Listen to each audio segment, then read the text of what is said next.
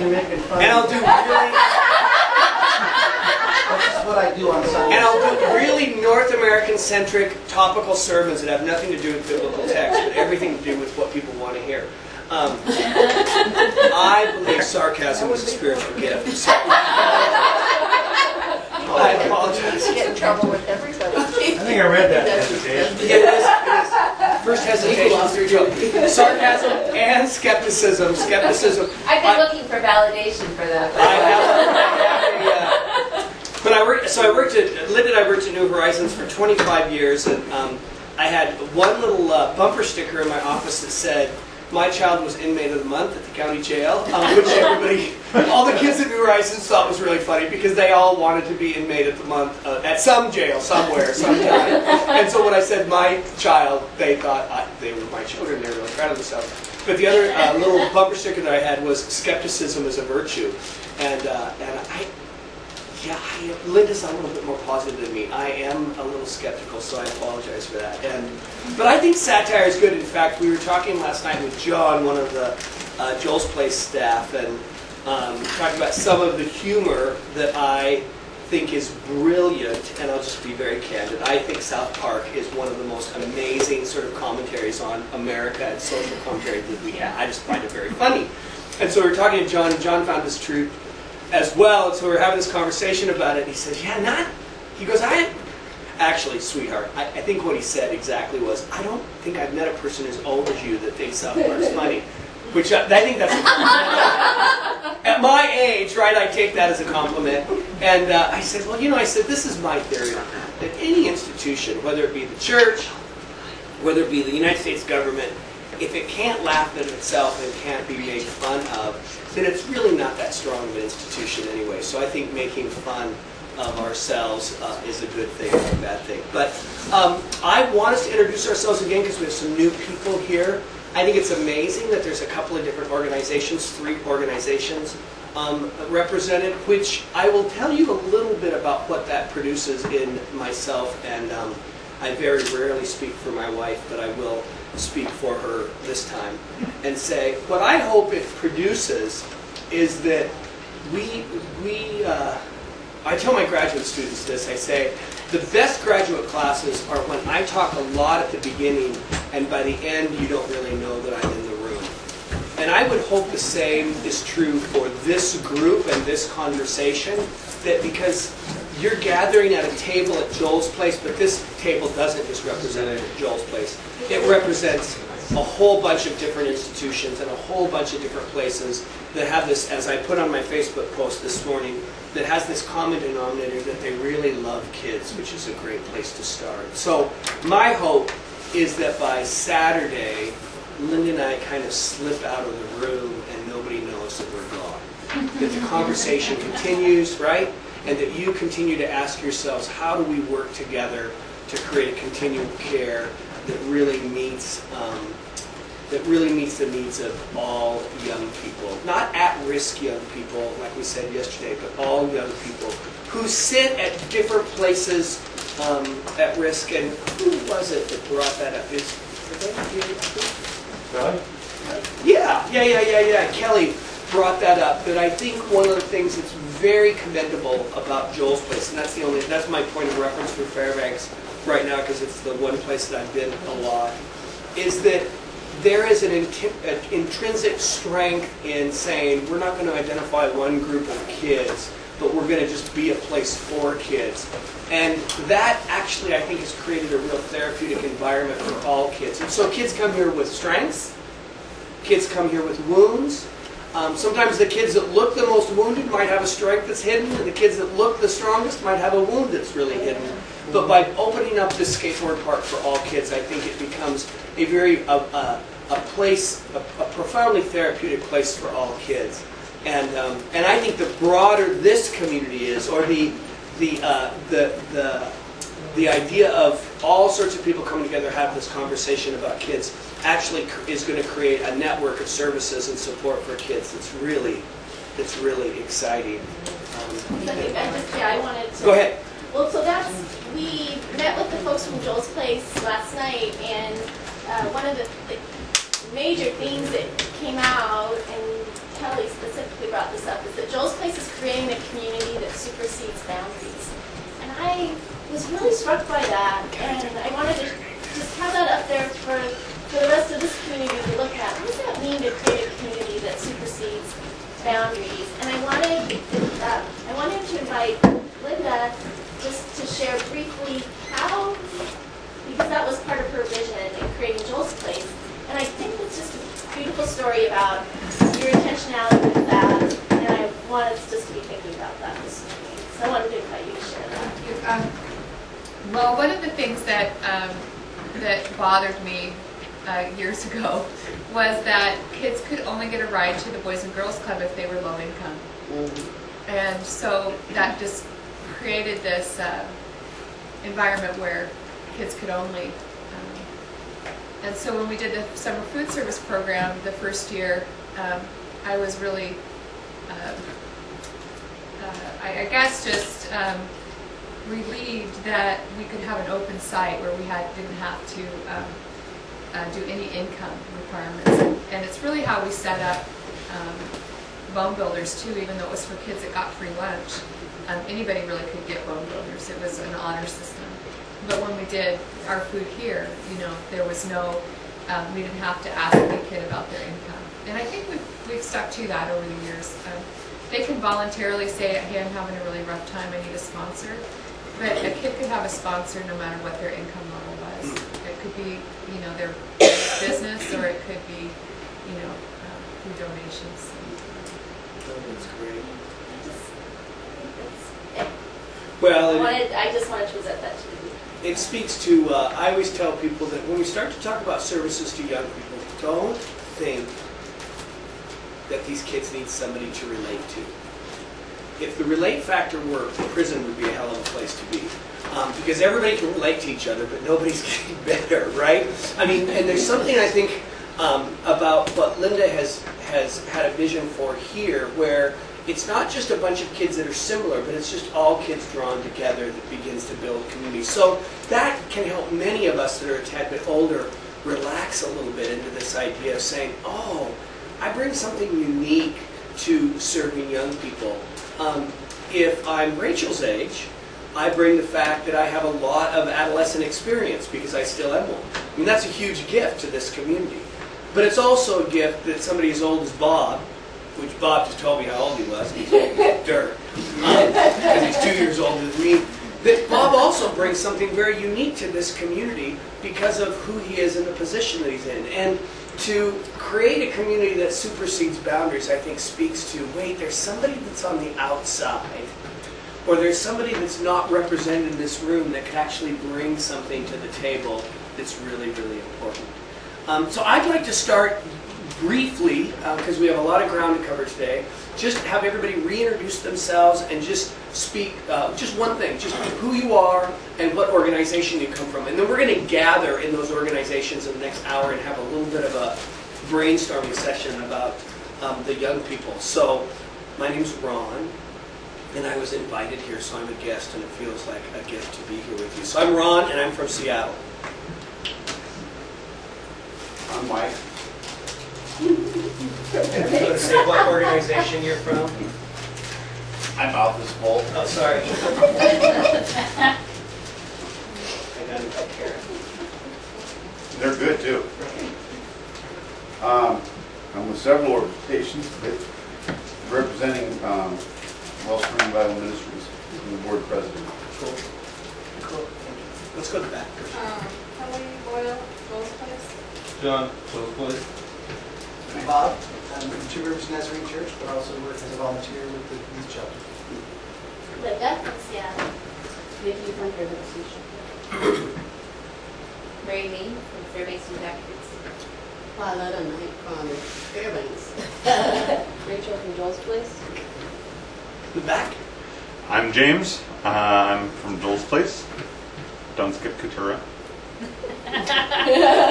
That'll never happen. I'm Katura from Joel's Place. I'm Arlis from Joel's Place. And I'm Sarah from Stepkins. I'm Leona from Fairbanks School District. And I'm Georgia from Fairbanks School District. And I'm Mary, and I just came from Seattle area for school, but I'm from Fairbanks. I'm Mark, the Joel's Place. I'm Linda from Fairbanks. Well, it's great to have you. We're going to talk a little bit, we're going to put our psychology and sociology hats on. I tell people all the time, when I wrote my book, at the back of it, oh yeah, by the way, help me continue my motto, over dozens sold. I have 4 books for sale. Yeah, exactly. Jesus. But in the back of the book, I don't even know where I said it. Anyway, this time. I say that to be an effective urban ministry practitioner, that's what all of you are. Isn't that a great title, urban ministry? To be an effective urban ministry practitioner, you have to be kind of a cup full of community organizer. You have to have kind of a tablespoon of psychologist. You have to have, maybe a teaspoon or so of social worker. You have to have at least a tablespoon of theologian in you. And the fun thing about these conversations is, and I think the reason why I pursued doing not only degrees but work in the city with young people, is I felt like I had to be all of those things. I had to be a life coach and a psychologist and a theologian and a community organizer. At times I had to be a therapist. At times the last thing the kids needed was a therapist. They need somebody just to throw a football with. So those things were really fun to sort of all connect together. And so today, unlike yesterday where we talked about kind of the theological formulation for this work, how does our sacred text, many of us come from the Christian tradition, and so those of us that are Christians, that text seems to drive or shape what we do. And I want us to pay attention to this in the middle of funders and grants. All the texts that we shared yesterday were texts about our responsibility to the world. None of them were texts that were outcome based, which I think is a very interesting idea, just to start with. The idea that none of the texts were driven by, if people are homeless and they're working really hard, you provide them a home. If people are naked and they're willing to work for clothing, provide them clothing.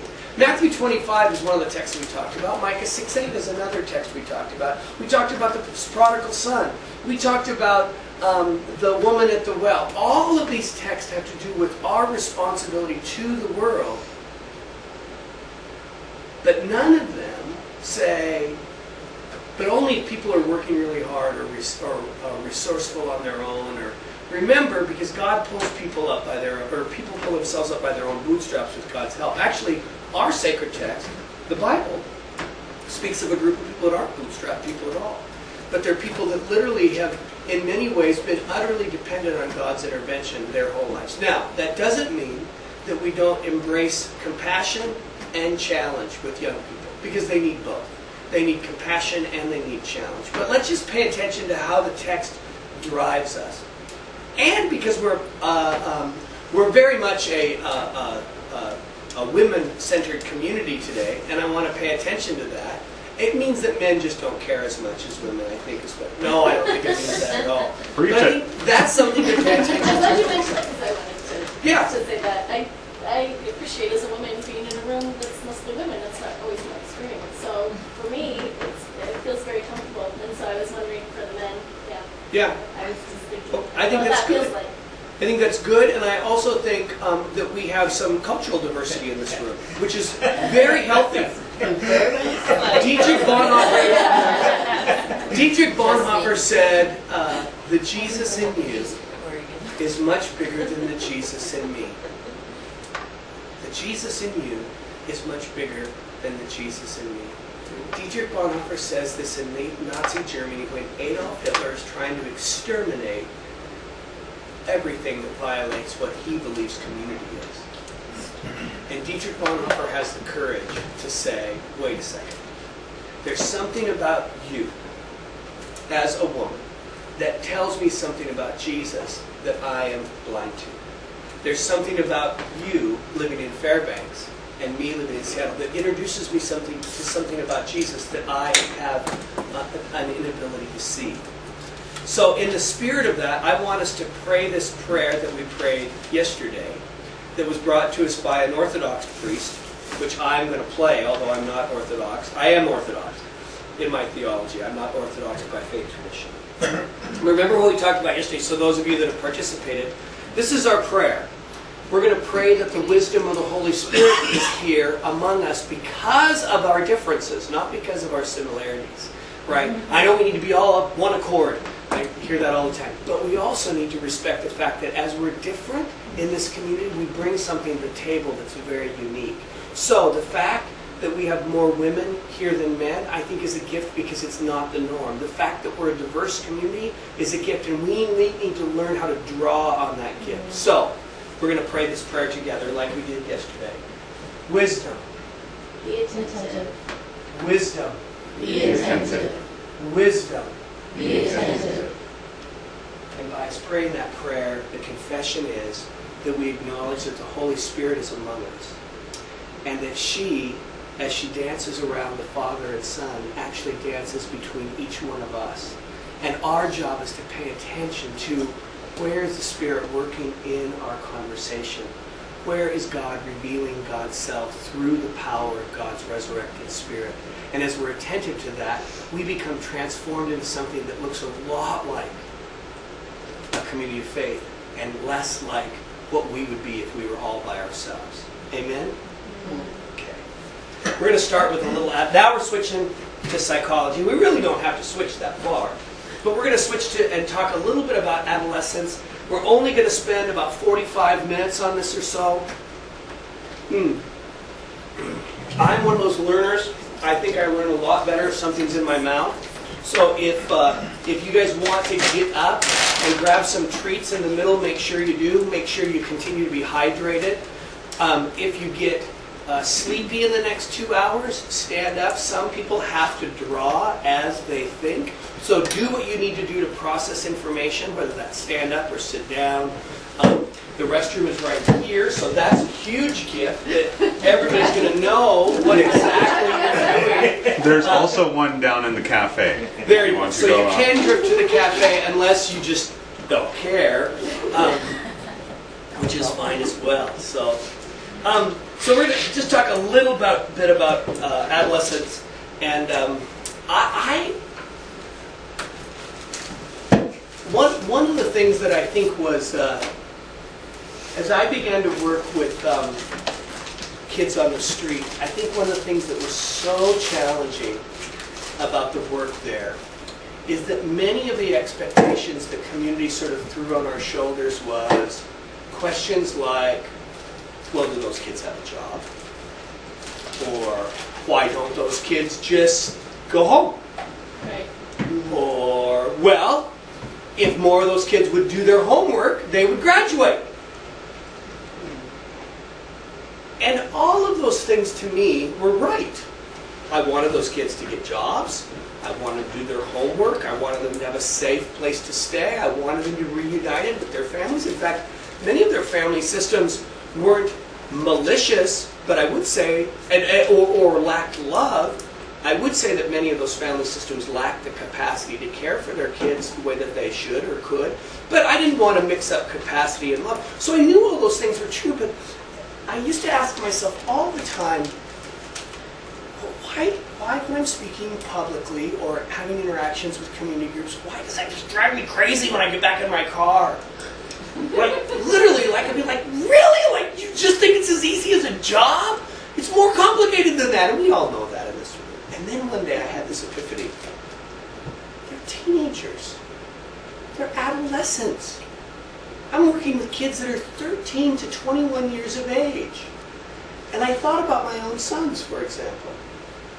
I thought about the fact that the last time I had a real relationally charged conversation with my son, I didn't look at him and say, at 14, you know, if you just got a job and learned a little bit about responsibility. No. I actually had developmentally appropriate conversations based on the developmental age of the young people that I worked with. And many of our service delivery strategies, I felt like, that were driven by funders were all these sort of adult sort of service delivery strategies. They weren't catering to young people, and they definitely weren't catering to young people who had experienced trauma, whose developmental growth had been somehow paralyzed by that trauma, but they were driven by independence and the need to be independent. And the last time I had an argument with my 14-year-old son, I didn't say, if you moved out on your own, earned your own, we could be fine. We would not be having this conversation, because that's not a developmentally appropriate solution to the problem that we were having. That's an adult solution. So, all that to say, as I began to think through that one day in my car as I was driving home, I said, you know what? I need to become an expert on adolescent development. And I don't know what an expert is. Actually, we read in the paper, what was this, the motivation, like some people were trying to be motivational speakers, and they said, you have to be an expert in your field, so you have to speak? What else did they say? It was really funny, Linda. It was really hilarious. Like, the way you make money is to become an expert. Well, that's not true in my case. But so what were you had to speak publicly. You had to have a really impressive They just resume. pretend like you know. Oh, and you had to have a book out. You had to write something. So yeah. So I said, I'm going to be no. What I mean by saying expert is, I'm like, I want to read everything I can on development, because all of a sudden I began to realize, in many of the youth ministry classes that I took as an undergraduate, because I had my degree in social work, I didn't do a lot with development, maybe one or two classes. And I didn't understand youth, I did understand youth culture, because I was relatively hip and old, and but I needed to learn more about this, because I wanted to understand what it meant to provide services for young people. What were they thinking? How were they relating to the world? How was the process of individuation impacting them? What does it mean to be 17 and desperately want approval from your dad and be independent at the same time? The most tumultuous times in our home were when my boys were 17, 18 years old, because they were stuck. They were stuck in this really hard spot, and it was much harder for the same gender parent. I would argue it was much more difficult for me with my sons than it was for my wife, because there was this rivalry that began to develop between, I need to be an adult man, I need to make my own decisions, and I still feel this allegiance to my father, and I don't know how to juggle these two worlds that I'm in. So the first thing that I learned about adolescence was that young people are stuck in the middle. And what I mean by stuck in the middle is, my response, and I can speak to this now that my sons are 25 and 22, my response wasn't always so amazing. In fact, once in a while my kids would get really mad at me and they'd say, Dad, could you talk to us as Dr. Ron?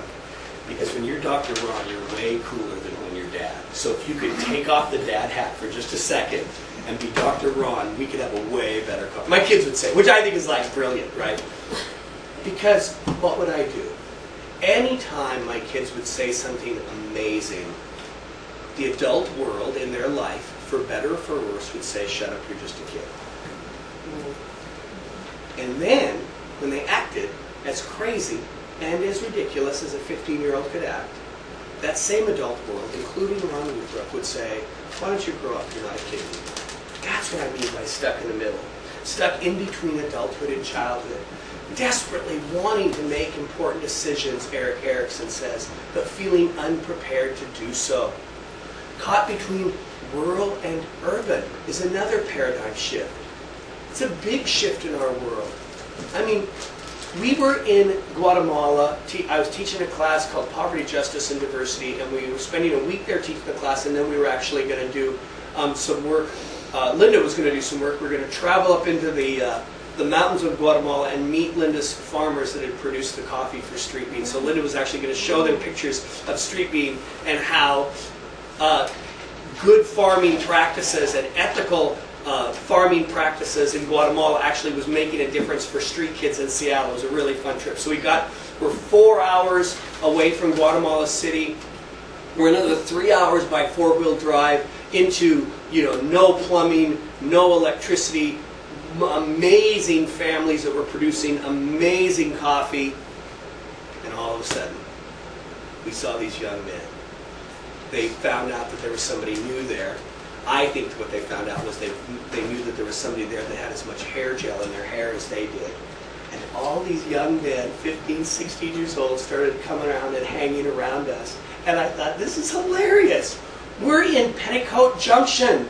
We are 1,000 miles from nowhere, and these kids have been so influenced by urban culture that all of their hair was gelled to perfection. That was my big concern when we went to Guatemala, right? Will I have enough hair gel to sustain me through the trip? And once I got there, the answer was yes! Of course you will! Because hair gel is no respecter of persons. It's all over the world now in this beautiful way. I feel left out of this. Wisdom, be attentive. Mike knows what I'm talking about. Exactly. Preach it, brother. That our young people are caught between a rural and urban paradigm that's changing dramatically, between global and local paradigm. This is true. We all know this. Young people, it doesn't matter if you're in the bush anymore. It doesn't matter if you're in Fairbanks or Anchorage or Seattle. There is an international youth culture that is developing where the city is now a magnifier and a magnet. A magnifier and a magnet for all that is true about the world. When I'm in Nairobi, there's all these things called matatus, these little crazy vans that have music, video, pictures, and they're 12-passenger vans that 35 Kenyan people get in and go to work. And so, of course, I'm there on my own. I'm like, I am not riding a matatu. That's going to break down, and I'm going to walk, and I'm not going to do that because that'll totally mess up my hair. And so I'm there with my son. He's like, Dad, we have. So we rode a matatu all over Nairobi. And the two people on the matatus, Nas, Joel Osteen. Every matatu is decorated with Joel Osteen bling or Nas or Tupac bling. I mean, it's amazing, right? Urban is defining the world. Kids are caught in between that paradigm. And the other paradigm then they're caught between is what I would identify as a modern and postmodern worldview. And along with that postmodern worldview comes who defines what truth is and how truth is understood. And the young people that we serve are very skeptical of how we as a modern culture have accumulated belief and come to our conclusions. Because they realize far better than we do that the church tried to out-science science through things like apologetics, through arguments around inerrancy of Scripture. And those are not ancient paradigms. Those are not how the Bible was written. But those are things that North American and Western European white theologians thought was the best way to solve the problems. But at the end of the modern era, what we discovered is that we can't out-science science. In fact, science revealed what we didn't know. It didn't reveal what we did know. And then we had things like Watergate and Vietnam and financial crashes and globalization and people telling stories from different parts of the world that come in contact and in conflict with our story. And so now all of a sudden we have young people that are very skeptical, not of faith, not of Christianity, but of a modern interpretation of Christianity in which they have become, they have felt burned or manipulated by. And they now believe that it's subject to a world that no longer exists. So I say all that to say that kids are stuck in the middle. The other thing that's happening for young people is that developmentally, adolescents are going through a time of bio, psycho, and social development. I mean, do you remember adolescence? Rachel, do you remember it? Because it's right. Those are the biggest transitions in our lives. Those are huge transitions. Freud argued that the idea of sexual development during adolescence is the largest biological drive since birth. Now, I want us to pay attention to some of this biological stuff. Because it's important to recognize that many of the people that are shock collars in adolescents' lives are also going through some biological changes. And it might not be just that kids are crazy. Ready? Can I preach? Oh, preach it. It could be, my sons and I used to play this game, this really fun game. I'd grab them and I'd throw, now this is boys, right? I'd throw them on the ground and I'd stick my knee in their chest and we'd wrestle and I'd say, boys, I'd say this to Ben all the time because he loved, well, Clint, they both loved to wrestle. I'd say, someday you'll be able to take me. but today isn't the day. They'd laugh. They'd go, yeah, that's really funny, Dad. And then Ben came home from college. After all he did, he studied, but all he did was lift weights and eat light carbohydrates for a year. Right? And we're goofing around at the kitchen table. Linda made French toast. I had a piece. He had 17 pieces of French toast. What his normal breakfast was. And he grabs me, and we're kind of scuffling. And he throws me on the couch, almost separates my shoulder, and went, Dad, today's the day. What's happening? What was happening to me? Oh my gosh. Can we use, we're going to say masturbation here in a second, so we might as well say menopause right now, right? That at the exact same time that many of our kids are thinking more clearly than they've ever thought before, we're beginning to forget things. Not just women, all of us. We're becoming weaker and weaker as our children are becoming stronger and stronger. Yeah. Menopause has everything to do with adolescence. What are those kids thinking? Well, gosh, what is Linda thinking? What am I thinking? Right. Let's just pay attention to that. Let's also pay attention to this. That psychosexual development impacts a whole bunch of things around adolescence. One thing we need to remember is the difference between early and late maturing young men and young women. And how that impacts what we talk about tomorrow, our continuum of care and how we do programming. Do you remember what it's like to be, was there any late maturing males in this group? Besides me. Yeah, I was a late maturing male. I still can't, well, I can shave. I tell people it's because I'm native. I'm not. I wanted to be native my whole life. But, that's even a myth and a misconception. But I was a late maturing male. I never had to shave until I was married. Right, which is great now because I look incredibly young. But for a while, during adolescence, it was horrible. Why? What is the sort of social stigma around late maturing males? Tell me. There are men with beards and then there are women. They what? They what? I missed that. Was it okay that I missed that? He said there are men with beards and then there are women. Right. Interesting. Yeah, that they're not real men. Right. That happens a lot. So and late maturing men, I think, get a lot of, you're too small to play sports, you're not going to be a leader. I used to pick the young people. I've coached baseball for years. I love baseball. I'm kind of a baseball freak. And so my rule was that all my pitchers at 12 years old was any kid with a mustache.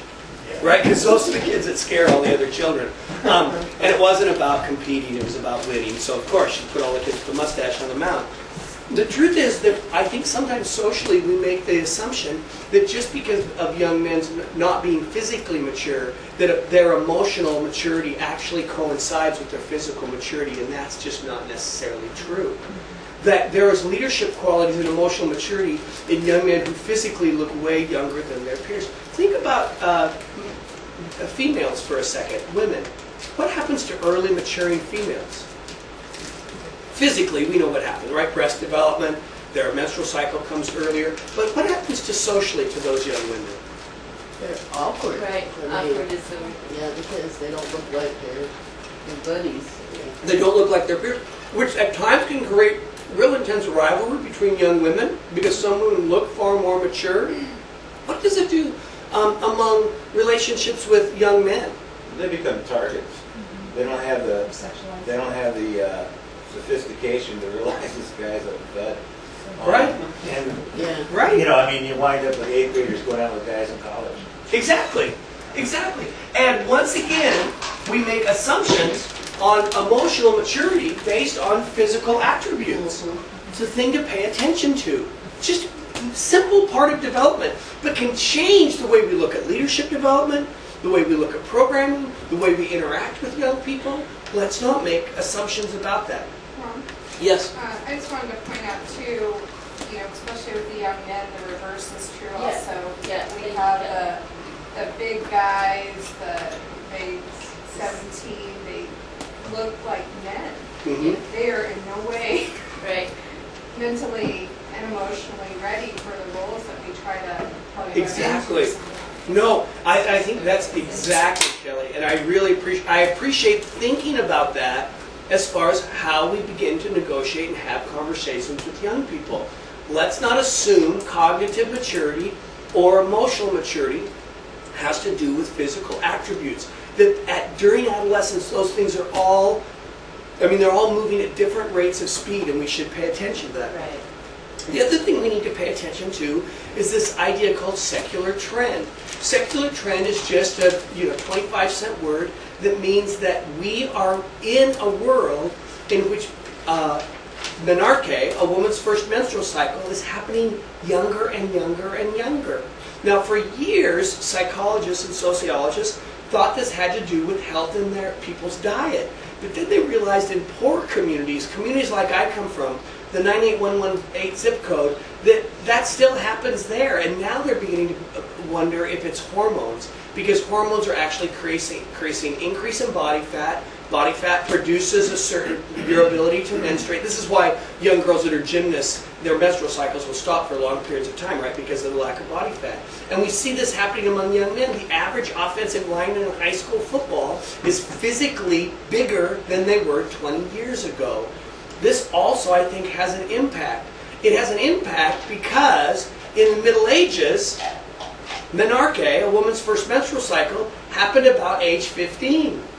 The average age of marriage was 16. Now we live in a world where people are becoming sexually mature, able to have intercourse and produce children at 13 or 14, but what's the average age of marriage? 35. or in Arlington it's still 14. But the point being that it's just, especially when we're faith-based, and especially when we begin to talk about what is appropriate sexually. We need to reconfigure, I'm not saying what's right or wrong here, but we need to reconfigure how we have that talk about intimacy and sexuality and childbearing now, because we live in a different world. No longer is the waiting period a year. Now, if we are good Bible-believing, God-fearing folk, and we're telling people don't have sex until you're married, we're telling 13-year-olds to wait 15 years. It's a different world. And I'm not making any judgment on what your organization chooses and how you embrace that information. We just need to pay attention to that difference. We also need to pay attention to this. Masturbation. Now, I love talking about masturbation because it just makes all of us feel uncomfortable. And I want to tell you a quick story. My dear sweet mother, my mom, I told you yesterday, she died just 2 years ago at 90, and I loved my mom. She was an amazing woman. She was a saint. She worked in a nursing home for $1.60 an hour her whole life. She taught me more about how to love and how to serve people, how to empty a bedpan or shave a man after he's dead or wipe a butt than anybody I've ever learned from. She was an incredible woman. She was a backwoods girl from rural Michigan, and some of her education, at least her education in regards to me on sexual development, was a tad bit flawed, maybe. For example, she told me she was really concerned that if I masturbated, it would make me retarded. Which even at 13, I was like, Ma, I think the word is developmentally disabled. I don't think they use the word retarded very often anymore, unless you're on the playground, and then it's not a very appropriate word even, like, no. And she goes, well, just so you know, that's what happened to your cousin Denny. Well, so my mom told me all sorts of stories about masturbation, like it'd make you go blind, which is really scary for a one-eyed kid. Woo! That's terrifying, right? But she was really convinced that it would cause some sort of dementia, that it would cause some sort of craziness or retardedness or whatever, my mom. And so I began to investigate at age 14. I'm like, Mom, how do you know this? And she said, well, you know your cousin Denny. Who's that? Me? What? So even at 14, I'm like, how do you know this? And she says, well, I'll tell you. When Denny was about your age, I walked into his room, caught him, touching himself. And I'm like, and you added, so that's what made him retarded? And she said, yeah. So at 14, I'm a brilliant kid, right? So I'm like, wait, Mom, Denny was developmentally disabled way before he was 14, way before you caught him. How, no way. And my mom was smarter than me. She looked at me and she goes, yeah, but that probably wasn't the first time he did it either.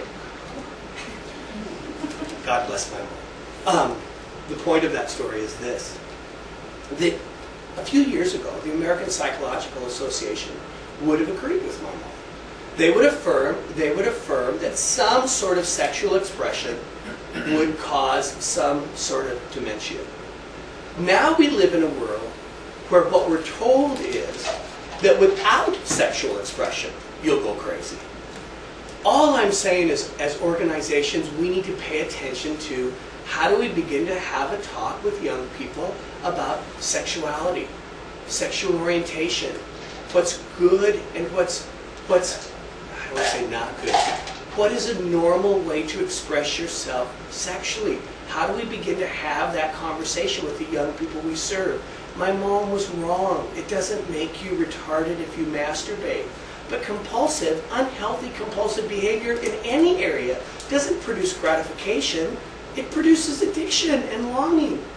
We have to begin to have a conversation about young people because we need to recognize that the average healthy man that doesn't look at pornography is exposed to 30,000 sexual images a year. Those do horrible things to women as far as their understanding of body shape, expectations of what they should look like, what men should look like. Even our addictions in our culture, I think, are very interesting.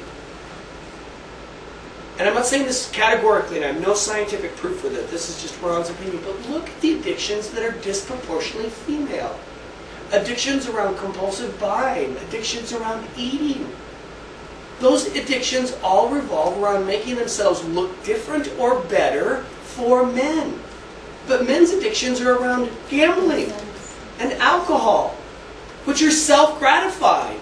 We live in a culture where women are taught that your addiction even needs to make men feel better, and men's addictions are all about making themselves feel better. This is problematic. And it just needs to be, we just need to have a conversation about it. The other thing that's changing, so, that as far as sexual development, physical development, we need to pay attention to those things. The other thing is this idea of the media world that we're changing. How do we begin to, Neil Postman, in a great little book, in the early 80s actually said that there is a new media world that's emerging that provides everyone simultaneously with the same information. Young people have access to information now that they never had before. That impacts how we mentor and how we coach kids because it's directly connected to this third idea, skill development. When I was a young man, my mom told me this story, a great story. My mom told me a story about how she used to walk uphill in the snow both ways to school. Both ways. We heard that. Yeah, and she went the long way home, obviously, to have this, so the story had more impact, right? Like she used to tell me that education was really hard. My mom finished the 3rd grade. She desperately wanted me to graduate from high school. Could not even imagine a world beyond high school, but high school graduation was crucial to her. But she had all of these agricultural paradigms that she lived in that taught her how to work hard. And so she used to try to throw those things out to me all the time. But like I said, remember, there's these major shifts from agriculture to technology, modern to postmodern, rural to urban. All of a sudden, our worldview is changing. Margaret Mead, who did a bunch of work, a bunch of very flawed work, I might add, in Samoa. But one of the things that she said that I think was really amazing was she talked about a prefigurative worldview no longer exists. A prefigurative worldview is when grandparents can dictate what the world looks like for their grandchildren. Now we live in a what we would consider a postmodern world where the future is more fascinating than the past. Where gone is the stories about walking uphill in the snow both ways to school. I was sitting with my boys the other day watching a football game, and I thought it was a great teaching moment. So I said, you know, boys, when I was your age, we didn't have a remote control. We had to stand up and walk all the way over to the TV set. Wait, how old are you? 90? Well, I never had a remote control until I was. We were probably married 5 years before I had a remote control. And my boys looked at me and said, wow, life must have been really hard. We had no remote control. Had to get up and Changing channels by hand. All that to say, All three of them. all three of them. Yeah, 7, 4, or 5, whichever you wanted. We also had 3 flavors of ice cream back then. Right. We could have strawberry, chocolate, and vanilla, or one of each. There's all sorts of options. 9 options, actually. No 31 flavors. The point is, I think that in the world that's emerging, with the kids that are emerging, we just have to pay attention to how do we begin mentoring relationships. Because my argument is that young people still need adults, but they need adults in a different way when the future fascinates them more than the past does. I live in a community where many of the young people that we interact with that are 16, 17 do not speak the same language as their grandparents. Imagine what the world is like when you literally are speaking English and your grandparents are speaking Khmer, and you no longer have verbal communication with your grandparents. I live in a world where the young people actually manage the economic purse strings for the family at 8 or 9, taking all of the money to pay for their reduced lunch or their lunch at school, paying for their own field trips because their parents don't speak English well enough to negotiate that. That changes how we mentor those kids, because those kids might be developmentally immature, but at another level, they're taking adult-type responsibility at a very, very early age. Can I jump in there? Yes. So for us, what that means, from what I see with the shelter, the kids are with each other all day long on the streets. They're essentially mentoring each other. They're not necessarily connected to elders and extended family and or grandparents and such. So it's like they're teaching, they are each other's teachers. And that is very different. They're not connected necessarily to the stories of their past. Right. So how do... That's a great question. It does have, it has implications for how we mentor them. Whether we look into a different kind of peer mentorship role or what, because that is what they seem to. Right. Two things are happening primarily for young people, and then we're going to talk about trauma for just a short time, and then I'm going to turn it over to Linda. But adolescents, 2 things are happening according to a guy by the name of David Elkland that are beginning to shape identity formation. And these are 2 very interesting concepts. One is a concept called personal fable. We've all seen this work out in the young people that we serve. And we can see how young people that have good relational anchors, healthy multi-generational anchors, anchors with church, synagogue, or mosque, anchors with school systems that love and support them.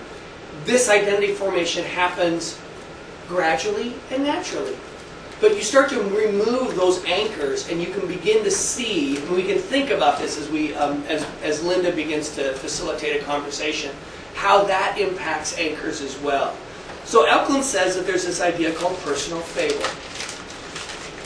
No one understands my story. My story is absolutely unique. It's a story I shared yesterday when Shelley Larson decided that she wanted to go to the prom with me and Bob, this happened to Bob as well, as just friends. And it crushed me. It crushed me because of this idea called personal fable.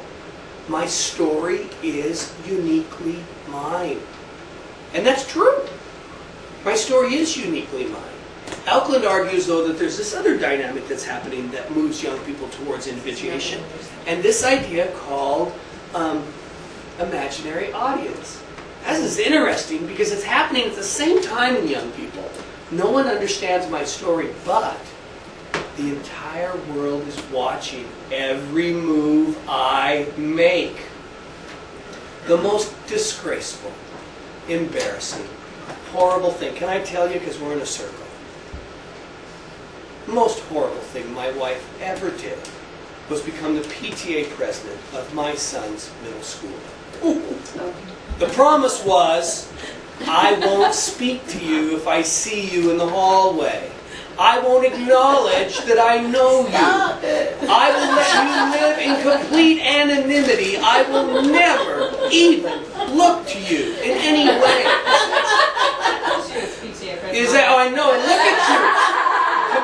tell the truth, shame the devil, right? We're in a circle here. Like, it was right because of this idea called imaginary audience. In fact, I think this is very funny because it just speaks to the developmental process. When our kids were little, my son was 5 years old. Our baby boy, Ben, he's our oldest. Clayton's our youngest, and Clayton's our baby too. But Ben, I walked Ben the first day of school to his kindergarten class. Kindergarten, Ben was wearing a little New York Mets hat and this cute little blue and orange shirt and this pair of Levi's and these white Nike Air Force. I can still tell you exactly what Ben was wearing that first day. I can tell you what Linda was wearing the first day I met her too, though. It's weird. I can tell you what Shelley Larson wore that whole week before I asked her to the prom. So, I mean, there's something pathological about all that.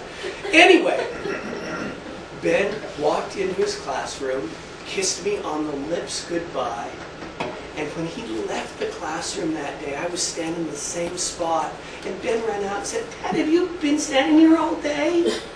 He really thought that as his dad, I was that close to him, that I would stand outside the classroom and wait for him from 7 or 8 o'clock in the morning until 2:30 in the afternoon. And then junior high hit. And we had a new car, 1998 Honda CR-V. And our boys began to ask us things like, "Hey, would you mind if you just dropped us off at the corner? Please? Please? And come to my game. I'd love if you came to my game, but could you not say anything, please?" That didn't mean they didn't want us. That just means that they were asking for us in a very different way. And by high school, Ben had his driver's license, and he would grab the keys, and Clayton would say, "I was driving for him." Our way of taking them to school was in direct proportion to this adolescent development idea of individuation called imaginary audience. They truly believe the entire world is watching them. That's a very important concept, because we can see how that impacts trauma. We can see how that impacts young people, because if I have a unique story and nobody understands me, I'm going to have to do something to release my pain, or let people know that my story is so deep and I don't know how to express it. I have to, right? Or imaginary audience works itself out in traumatic ways in all sorts of interesting things. It's the kids on my corner that shoot each other because you stepped on my shoes, you disrespected me, you publicly humiliated me, and shame among my peers in public is the most shameful thing I could ever experience. Now we'll talk a little bit more about that at the end, and how with healthy support, identity, individual identity, and an understanding of how the world watches us forms in something. But I just wanted to say a couple of things about trauma. Not because all of the young people are traumatized. And I want to point to something that Kelly brought up last night, and I think it's really unique to Joel's Place, is this idea that young people are coming in here with a very broad range of experiences and a broad range of skill sets. But I would say, as far as, and so thank you for that, that was really important. It is important to realize that based on those anchors, social, family, religious anchors, that is what I think equips young people to move towards individuation in a healthy way. And every time we have a traumatic experience without those anchors, it begins to compromise the scaffolding that works towards independence. And that's what we have to pay attention to, is there are young people that are trying to lead or build an independent life, and the scaffolding that they have as far as this idea of imaginary audience and personal fable is very fragile. And the more traumatic experiences and the less community support, the more compromised the scaffolding becomes. And that's why you have the 27-year-old man that's trying to get into your youth shelter, and you're going, gosh, we should let him in because he still acts emotionally 13. It's because of this very fragile scaffolding that's happened. Trauma, let's remember, is not only the event that happens, but it's the individual's coping mechanisms in relating to this event. Right? That all of us experience traumatic things, but some of us have the infrastructure and support to negotiate through those things better. Doesn't mean they don't hurt us, but it means that we're able to negotiate those things through those things more effectively than people that don't have those resources to reach back on. The other thing that's important to remember about trauma is the worst times for trauma are among children are ages 2, 12, and 18. Why? Why? You guys all know this. Well, too, you're really zooming it too. You're picking up more information. You're learning stuff like you're never going to learn it in the rest of your life. 12, you're going through, I'm doing menopause. Well, based on hormones in our diet, probably soon. Right. 18, you're heading, in our culture, which right. I think is really stupid. You're heading into adulthood. You become responsible for yourself and all that stuff. I mean, that's kind of an artificial reality, but it's a reality in my country. Right. All times of great transition. Clayton was a little guy that, your second child, potty training always comes a little bit later, and you never potty train your kids, they potty train themselves, you just walk along the process with them. But I remember looking at Clayton one day, and he was old enough to talk, so I don't know how old he was, but I looked at him and I said, sweetheart, I'll do whatever you want if you poop in the toilet. I will do anything for you. And he goes, oh, Vince's Pizza and a Thunderbirds hockey game. Literally said that. Ask Linda. It's absolute truth. I am not lying. I'm a preacher. I know I exaggerate, but this is absolute truth. I looked at Clayton. I'm like, what? He goes, Vince's Pizza. And I said, okay, you can poop in the toilet for 1 month. We're going to Vince's Pizza and a minor league hockey team in Seattle called the Thunderbirds. We're going to go see a Thunderbirds game. It was the last time Clayton ever pooped his pants in his life. Clayton learned at 2 how to individuate, how to separate, how to demand what he needed and use like his bodily functions to get what he needed. I mean, it's amazing. That's a time of great separation. 12 also. So the point being, the reason why that's such a such a dangerous time for trauma is as I separate, as I individuate, as I begin to walk this tightrope on my own, if something happens and there's not a safety net, it can become really, really paralyzing. Garbarino says that cognitively, James Garbarino wrote a great little book called Lost Boys that I think is a great story of young men and their what it takes for young men to become men. It's quite good. He says that cognitively what happens to children that experience trauma, and this is why it so affects development, is they begin to shut down their capacity to trust their own thoughts. It's very simple, really. If something horrible is happening to you, like sexual abuse, and you think that your bed is a safe place, and you think that your room is secure, and all of a sudden you're sexually abused over and over in that place that is secure, in that bed that is safe, pretty soon you begin to question, is it really safe or not? Wow, I thought it was safe. That's what I convinced. But it's the corner where you begin to say, this is crazy. Kids keep getting shot on this corner. And that seems foolish, but it's more real than your ability to say, this is craziness. That's what I mean by shutting down your capacity to trust your own thoughts. Because your own thoughts that say this is wrong are circumvented by a system or by a process that violates your ability to judge things correctly. Children begin to shut down their capacity for their own thoughts. And the other thing cognitively that Garbarino points to is the older the child are, the older the young person is, when they experience a traumatic event, the more able they are to cope. And that's because of another very important thing, and that is we negotiate trauma based on the developmental skills that we have at the time of the event. We're not dealing with abused adolescents. We're dealing with abused 2-year-old children that are now managing or negotiating that information as adolescents. But for many of the young people that we serve, they are experiencing an event as a 2 or 3-year-old. Young people that have too many autonomous experiences at age 2 become brashly defiant adolescents. Why? Because when I needed mommy, you were not there. I had to climb up on the counter and get my own food. So now I'm 15 and you tell me at Joel's place to pick up my tray? What do you mean you tell me to pick up my tray? You don't have to tell me to pick up my tray. I can pick up my... Woo, kind of an overreaction to pick up the tray, but you begin to realize how that happens. Young people that experience too many autonomous experiences at age 2 become brashly defiant adolescents. Young people that have too few autonomous experiences at age 2 become horribly dependent adolescents. And every parent in the room begins to panic, right, when I say that. Oh, too many, too few. Have I got too many? Relax, breathe, it's okay, right? The point is that we should pay attention to young people that are very independent and adolescents. Sometimes, not all the time, but sometimes it comes from an experience of having too much anonymity too quickly. It's what we should pay attention to. Young people that are traumatized become hyper. So think about this programmatically. Think about this relation. Think about this in relationship to a job. Young people that have experienced trauma and begin to really question their capacity to think their own thoughts become hypersensitive to negative social clues and oblivious to positive social clues. Hypersensitive to negative social clues.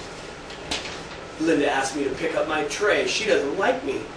Linda, every time I come in the Joel's Place drop-in center or in the skateboard park, she's always on my ass. She told me that I had to wear my helmet the other day. She's mean to me. That would be me. Yeah, exactly. Well, you aren't either. See what I'm saying? Hypersensitive to negative social clues. Really have... I argue that young people that have been traumatized either internalize or project feedback. They have a very difficult time being introspective. And when I say internalize, I mean it's all my fault. Project, it's all your fault. Rather than, what did I do? How did it impact me? How did it impact other people? Those are deeply introspective questions that happen through maturity and through support. If you've been traumatized, you become internally based and you go, okay, everything's my fault. I'm going to have to change the world all by myself. I'll be really codependent. I'll be really this. I'll be really that. Or, it's all your fault. I'm not going to take responsibility for everything because every time I don't have enough confidence to take responsibility for anything. Children become hypersensitive to negative social clues, oblivious to positive social clues. Faith development. Let's just for 1 second pay attention to this, and then we'll get into what Linda's going to say. Morally, youth begin to kids that have been traumatized, kids that have experienced trauma become